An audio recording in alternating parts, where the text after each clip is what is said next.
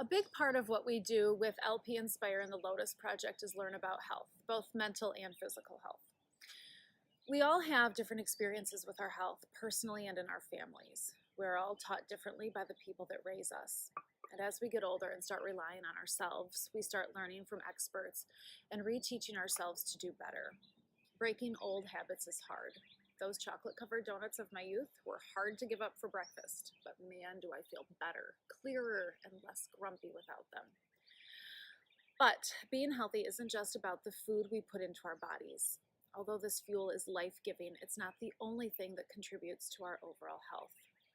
And before I continue to talk about the elements of whole health, I just need you to know that I am not a doctor.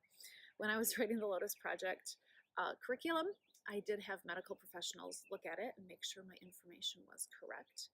But you should always seek help from a health professional when you need it. This is just to inspire. So, without further ado, these are the 5 elements of overall health.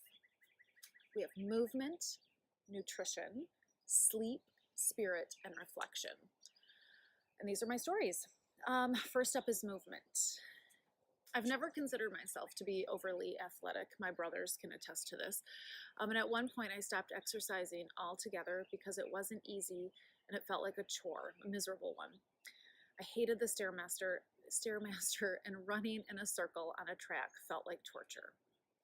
I told myself the lie that I wasn't quick or coordinated to do a team sport. And looking back, I might have been embarrassed of my body. So I stopped. Eventually, I took to a yoga mat. And I found that movement in my body and sweating in this way felt very good. I felt like I wasn't trying to be somebody else. I felt like me, and it felt really good. The other activities I found enjoyable were dance classes or just dancing in the kitchen, whether I was 22 or 41. And long walks and hikes outside.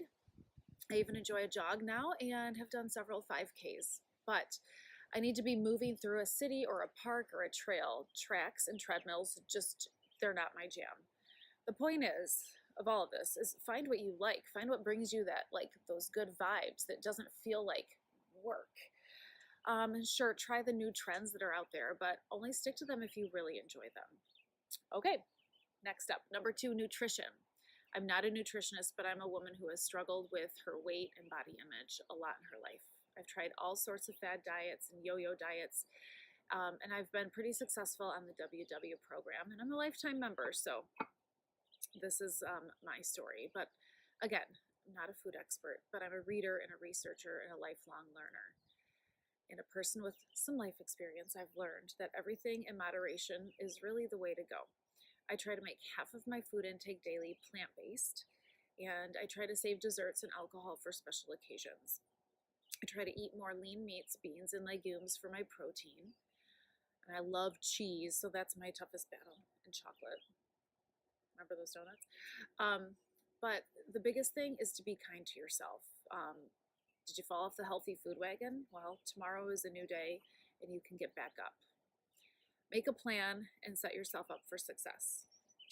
Number 3, sleep. We always have so much on our to-do list, and sometimes we think that taking some time out of our sleep schedule will make us more efficient. We'll get more done. This is not the case. Yeah, sometimes we need to stay up a bit late to finish a project, but this should be the exception and not the norm. Some of the latest research says that we should get between 7 and 10 hours of sleep depending on our bodies and our age.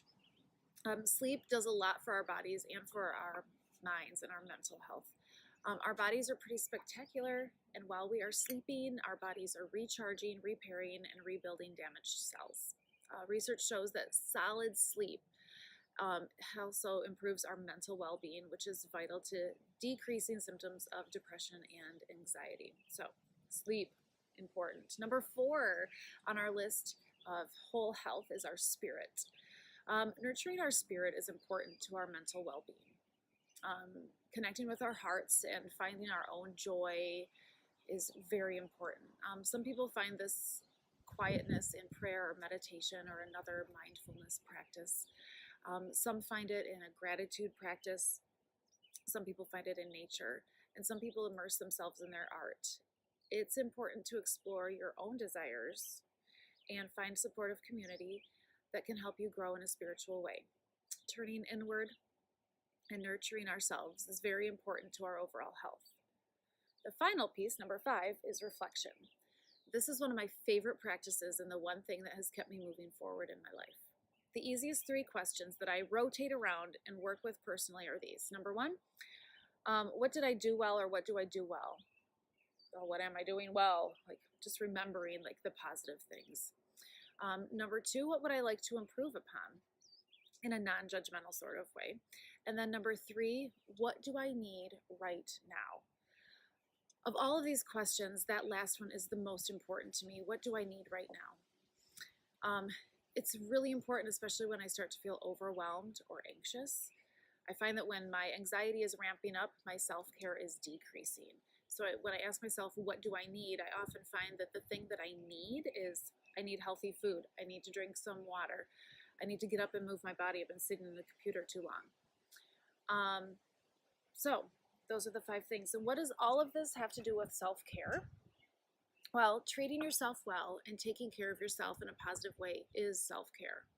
Some people say self-care is about pampering yourself, which it absolutely can be, but sometimes it's taking care of your basic needs. We spend a lot of time as parents, bosses, employees, taking care of others first. But as our flight attendants teach us we have to put on our own oxygen masks first before we start to help others. If we take care of everyone and everything all of the time first and never set boundaries for ourselves, we'll drive ourselves into the ground. So, recap. 5 elements of whole health. Number 1, movement. Number 2, nutrition. Number 3, sleep. Number 4, spirit. And number 5, reflection. So, your homework right now is to actually start with reflection. Maybe take a walk while you're doing it and start thinking about the 5 elements and how you are taking care of yourself. Because the best gift you can give yourself is time to take care of your needs. You can't pour from an empty vessel. Have an amazing week.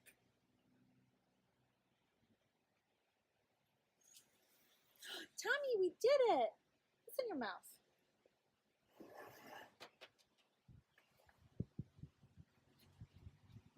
He was by my feet the whole time.